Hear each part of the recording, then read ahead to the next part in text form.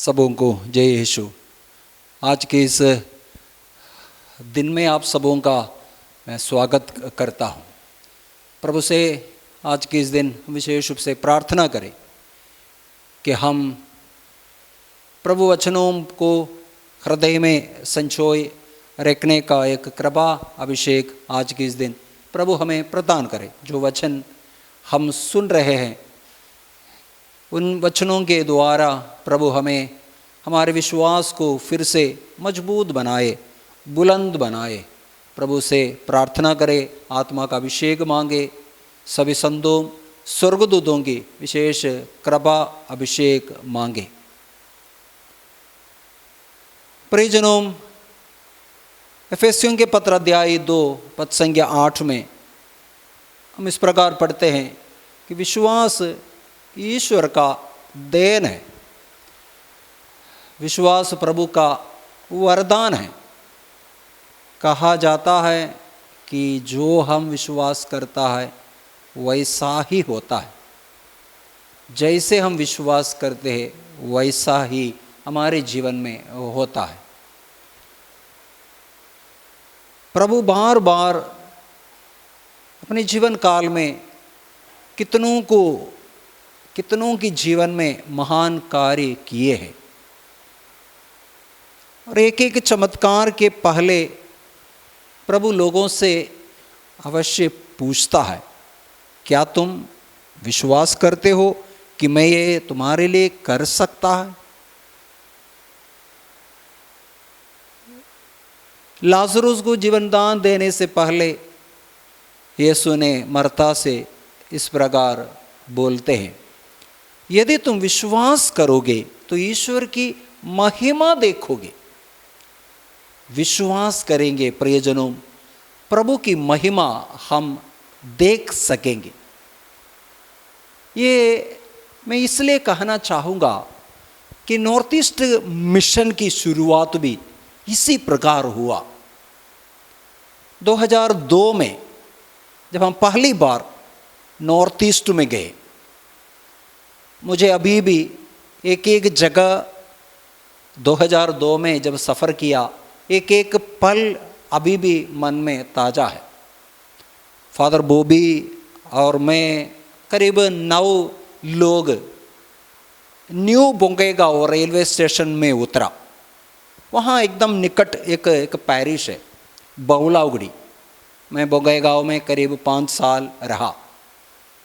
2002 में अप्रैल महीना में जब न्यू बोंगईगांव रेलवे स्टेशन में उतरकर बहुलाउगड़ी पैरिश जब गया,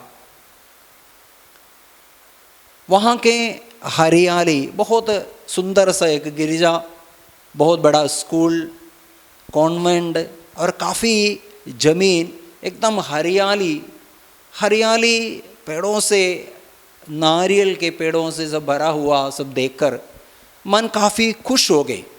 क्योंकि अनेकों वर्ष मध्य प्रदेश में सब रहा, वहाँ इसी प्रकार के हरियाली बरसात के सीजन में थोड़ा बहुत तो देखने को मिलता है। जैसे बोंगईगांव जैसे पहुँचा, एकदम केरल जैसा एक वातावरण, केरल जैसा एक हरियाली सब देखा, काफ़ी मन खुश हो गए।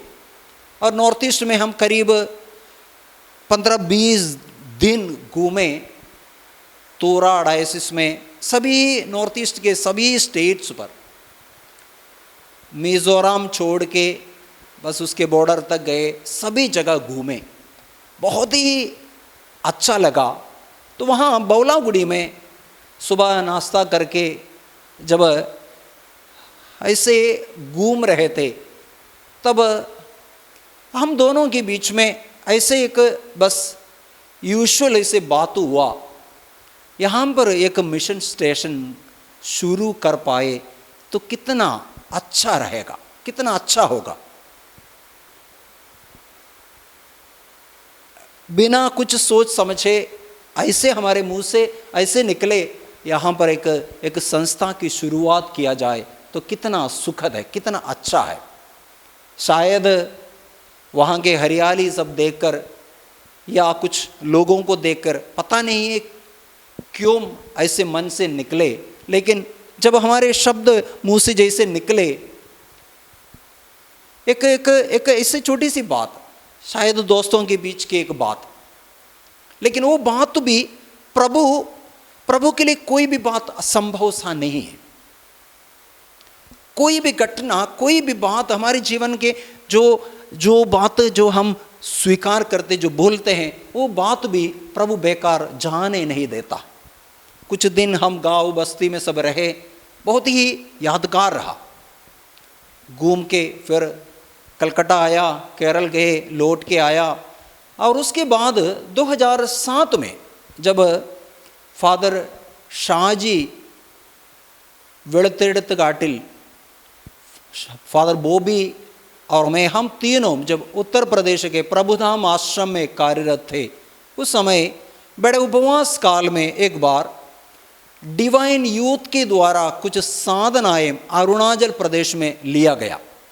तो अरुणाचल प्रदेश जाने के लिए कोई नहीं रहा। जब फादर शाहजी से जब पूछा गया, फादर शाहजी जाने के लिए तैयार हुए। नॉर्थ ईस्ट के बारे में उस समय तक हमारे कॉन्ग्रीगेशन के कोई भी वहाँ पर कोई भी सेवा कार्य करने के लिए नहीं गए। इसलिए लोगों के अंदर में, पुरोहितों के अंदर में भी एक प्रकार का जिज्ञासा, साथ ही साथ एक प्रकार का डर भी रहता था, कोई नहीं गया। फादर शाहजी जब जाने के लिए तैयार हुए, 2006 में जब वहाँ जब गया, पूरे नॉर्थ ईस्ट के, विशेष रूप से अरुणाचल प्रदेश घूमे, बिशप के साथ कई जगह घूमे, कई जगह रिट्रीट चलाया, मदद की। और उसके बाद वो अरुणाचल प्रदेश के म्याओ डायसिस के टिसा नाम से जगह पर पहुंच गया। वहाँ एक छोटा सा स्कूल ही रहा। वहाँ जब स्कूल को जो देखा, वहाँ के जो इलाका, ज़मीन सब देखा, और विशेष रूप से उस जगह का नाम जब सुना, फादर शाहजी को बहुत ही प्यारा लगा, क्योंकि उनकी सिस्टर दीदी का नाम ही टिसा है। इसलिए वो काफ़ी, वो नाम सुनते ही उनको अच्छा लगा, और वहाँ पहला मिशन स्टेशन शुरू करता है। 2007 में जब पहला स्टेशन जब शुरू हुआ, फिर उसके बाद प्रभु कैसे कैसे पूरे कॉन्ग्रीगेशन को कितनी सारी कृपाएं प्रदान की। प्रियजनों, प्रभु इसी प्रकार कार्य करता है। यदि हम विश्वास करेंगे, प्रभु अपनी महिमा प्रत्येक के जीवन में, प्रत्येक जगह पर प्रभु प्रकट करता है। हम अय्यूब के ग्रंथ अध्याय 42 पद संज्ञा पहला वचन में हम इस प्रकार पढ़ते हैं। अय्यूब का ग्रंथ अध्याय 42 में अय्यूब के जीवन में कितने सारे ऐसे मुसीबत आए, कितने सारे ऐसे संकट आए। उनके 7 पुत्र मारे गए, 3 बेटियां, कितना धनी व्यक्ति था, सब कुछ अचानक खत्म हुआ, नष्ट हुआ। कोई भी घबरा जाता है, कोई भी घबरा जाता है, परेशान हो जाता है, विचलित हो सकता था। उनकी पत्नी बार बार उन्हें ताना मारती थी, उन पर दोषारोपण करती रही, उनके मित्रों ने उन पर दोषारोपण करते रहे, लेकिन वो उनका विश्वास प्रभु पर दृढ़ बना रहा, विचलित नहीं हुए। 42 में हम इस प्रकार पढ़ते हैं, अय्यूब अपने जीवन में उस प्रभु को अनुभव किया और वह कहता है, मैं जानता हूं कि आप सर्वशक्तिमान हैं, मैं जानता हूं कि आप सर्वशक्तिमान हैं और अपनी सब योजनाएं पूरी कर सकता है। वो कितना कॉन्फिडेंस के साथ वो इस प्रकार कहता है कि मैं जानता हूं कि आप सर्वशक्तिमान हैं और अपनी सब योजनाएं पूरी कर सकता है। प्रियजनों, प्रभु जानते हैं, मेरे जीवन में, मेरे जीवन के एक एक कार्य प्रभु जानते हैं, बस हम विश्वास करना। अय्यूब कहता है, मैं जानता हूं कि आप सर्वशक्तिमान हैं और अपनी सब योजनाएं पूरी कर सकता है। इस बात को जब हम गहरे विश्वास में जब लाते हैं, हम इब्रानियों के पत्र 11:6 में पढ़ते हैं, विश्वास के अभाव में कोई ईश्वर के कृपा पात्र नहीं बन सकता। विश्वास के अभाव में कोई ईश्वर के कृपा पात्र नहीं बन सकता। ईश्वर के कृपा पात्र बनना है तो हमें विश्वास तो करना है। यहाँ अय्यूब ईश्वर के कृपा पात्र ऐसे बने जब उन्होंने स्वीकार किया कि मैं जानता हूं कि आप सर्वशक्तिमान हैं और अपनी सब योजनाएं पूरी कर सकता है। प्रभु सभी योजनाएं पूरी कर सकता है। वो असंभव सा कार्य भी प्रभु संभव बनाता है। नॉर्थ ईस्ट हमारे लिए एक असंभव सा कार्य था, लेकिन प्रभु संभव बनाया। एक नहीं, अभी अनेकों सेंटर है, करीब 13-14 मिशन स्टेशन है पूरे नॉर्थ ईस्ट में, पूरे कॉन्ग्रीगेशन का। उसकी शुरुआत बस शायद मैं विश्वास करता हूँ हमारे शायद मुंह से निकलने वाले एक यहाँ दोस्तों के बीच के एक चर्चा, एक छोटी सी बात भी प्रभु, उससे भी प्रभु बहुत ही मान्य रखता है। और प्रभु एक प्रभु के एक सेवक के द्वारा उसकी शुरुआत किया, फादर शाहजी के द्वारा। इसी प्रकार प्रभु कार्य करता है। प्रियजनों, विश्वास के अभाव में कोई ईश्वर के कृपा पात्र नहीं बन सकता। ईश्वर के कृपा पात्र बनना है तो हमें विश्वास करना है कि प्रभु मेरे लिए कार्य करेगा।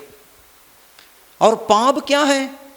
इसके ठीक विपरीत है पाप। यूहन्ना के सुसमाचार अध्याय 8 के पद संख्या 24 में यीशु बताते हैं, यदि तुम विश्वास नहीं करोगे तो तुम पाप की स्थिति में मर जाओगे। यदि तुम विश्वास नहीं करोगे कि मैं वही हूं तो तुम पाप की स्थिति में मर जाओगे। यदि तुम विश्वास नहीं करोगे, यदि तुम विश्वास नहीं करोगे तो तुम पाप की स्थिति में मर जाओगे। हमें यह विश्वास करना है कि प्रभु सब कुछ, उन्होंने स्वर्ग और पृथ्वी को बनाया, वो प्रभु मेरे जीवन में, मेरे परिवार में अवश्य क्या कार्य करेगा। वो कार्य करता है, अवश्य वो कार्य करता है। हमें दृढ़ विश्वास करना चाहिए। वहाँ नबी सामुएल इस प्रकार बताते हैं। सामुएल का पहला पुस्तक अध्याय 7 के पद संख्या 12 में उन्होंने एक सुंदर सा एक वचन है। सामुएल ने एक पत्थर लेकर उसे मिस्पा और यशाना के बीच गाड़ दिया और ये कहते हुए उसका नाम येबेन यजेर रखा। यहाँ तक प्रभु ने हमारी सहायता की। येबेन यजेर, एक पत्थर एक जगह रखा और कहा येबेन यजेर, अर्थ है यहाँ तक प्रभु ने हमारी सहायता की। यदि प्रभु हमारी सहायता किया है, आगे भी प्रभु हमारी सहायता करेगा। हर परिस्थिति में इसी प्रकार, हर परिस्थिति में इसी प्रकार दृढ़ विश्वास कर सकना चाहिए। यहां तक यदि प्रभु ने सहायता किया है, आगे भी प्रभु सहायता करेगा, हमारा देखरेख करेगा, हमें संभालेगा, हमें सुरक्षित रखेगा, हमारे द्वारा हमारे जीवन में महान कार्य करेगा। ये बात हमें विश्वास करना चाहिए। एक उत्तर प्रदेश के एक बेटी है, उसकी घटना जब हम उत्तर प्रदेश में रहे उस समय की घटना है। 2011 और 2013 के बीच की घटना है। वो बेटी अरुणिमा सिन्हा नाम से एक बेटी, आप गूगल में इस बेटी के बारे में आप देख भी सकते हैं। अरुणिमा सिन्हा 2011 में एक बार ट्रेन में सफ़र कर रही थी। उत्तर प्रदेश की स्टेट वॉलीबॉल प्लेयर थी। ट्रेन में सफ़र करते समय कुछ लुटेरों ने उनके गले का जो सोने का माला छीनने के लिए कोशिश किया। उन्होंने उनका विरोध किया, उन्होंने उन्हें पकड़कर, उन्हें उठाकर चलती ट्रेन से बाहर फेंक दिया।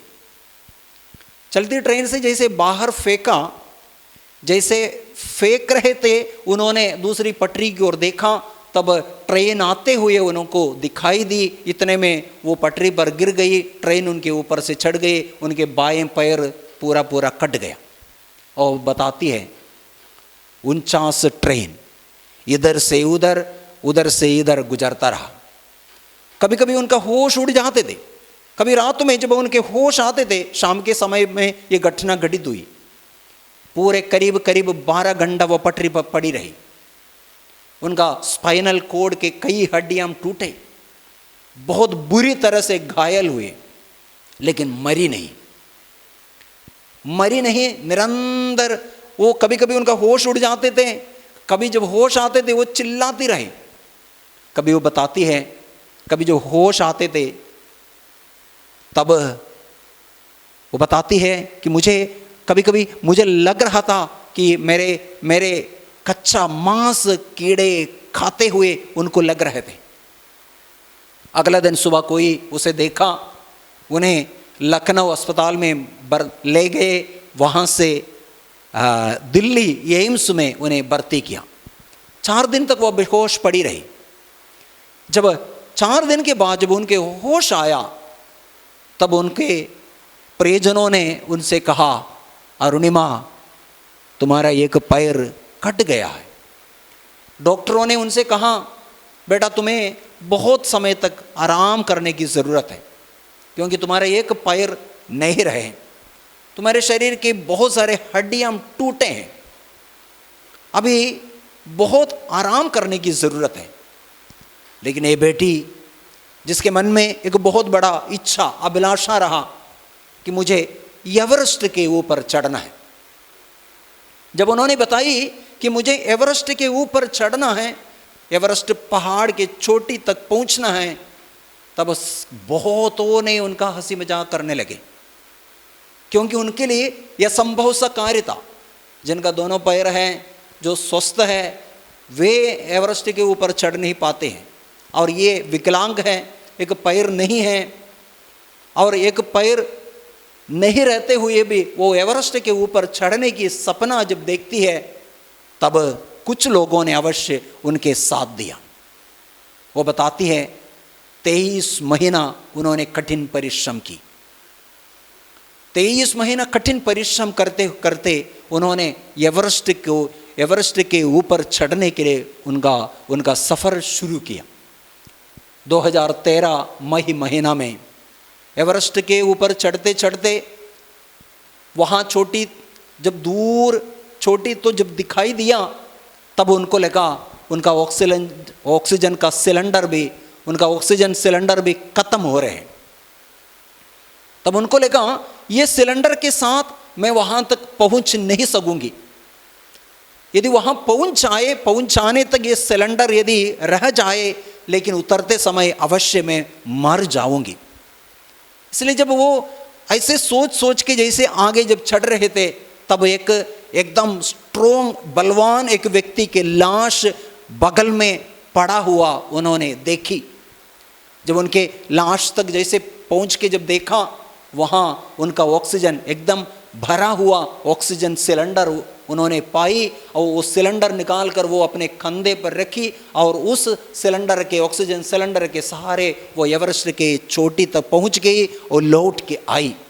अभी कई जगह जाकर मोटिवेशनल स्पीकर है, कई जगह जाकर अपने जीवन के बारे में लोगों को बताते हैं। कितनी निराशाजनक परिस्थिति था, कितना टूटने के हालत में था। निराशाजनक परिस्थिति में, जैसे रोमियो के पत्र 4:18 में हम पढ़ते हैं, निराशाजनक परिस्थिति में भी इब्राहिम ने आशा रखकर विश्वास किया। निराशाजनक परिस्थिति, मेरे और आपके जीवन में निराशाजनक परिस्थितियां हो सकते हैं। नॉर्थ ईस्ट मिशन हमारे समाज के लिए बहुत ही कठिन एक कार्य था, बहुत ही ऐसे, क्योंकि कभी ऐसे बात नहीं सुना था, कॉन्ग्रीगेशन में भी ऐसी बात कभी चर्चा में भी नहीं आया था। निराशाजनक परिस्थिति था, अनेकों भाषा, तरह तरह के कार्य, कई बीमारियां, बहुत सारे ऐसे निराशाजनक परिस्थिति। लेकिन निराशाजनक परिस्थिति में भी इब्राहिम ने आशा रखकर प्रभु पर विश्वास किया। प्रियजनों, प्रभु हमसे यही चाहते हैं। निराशाजनक परिस्थिति में भी बस प्रभु पर यदि आशा बनाए रख सकेंगे, रोमियो के पत्र 5:5 में पढ़ते हैं, आशा कभी व्यर्थ नहीं होती। निराशाजनक परिस्थिति में प्रभु पर आशा रखकर विश्वास कर सकेंगे तो प्रभु अवश्य अपनी महिमा प्रकट करेंगे। प्रियजनों, हम प्रभु से प्रार्थना करें कि हमें ऐसे एक कृपा प्रभु प्रदान करें, जैसे शिष्यों ने लूकस के सुसमाचार अध्याय 17:5 में यीशु से प्रार्थना करता है, प्रभु हमारा विश्वास बढ़ाइए, प्रभु हमारा विश्वास बढ़ाइए। हम प्रभु से प्रार्थना करना, प्रभु मेरा विश्वास बढ़ाइए। मार्कुस के सुसमाचार अध्याय 9 पद संख्या 23 में अब दूधग्रस्त लग जाने के कारण परेशान अपने बेटे के साथ यीशु के पास, यीशु के शिष्यों के पास आने वाले वो पापा जिस प्रकार यीशु से बातें करते हैं, यीशु से कहते हैं मैं विश्वास करता हूँ, मेरे अल्प विश्वास की कमी पूरी कीजिए। हम भी प्रभु से प्रार्थना करें, प्रभु मेरे अल्प विश्वास की कमी पूरी कीजिए, मेरा विश्वास बढ़ाइए। प्रभु का आशीर्वाद हम सबों के साथ सदा बना रहे।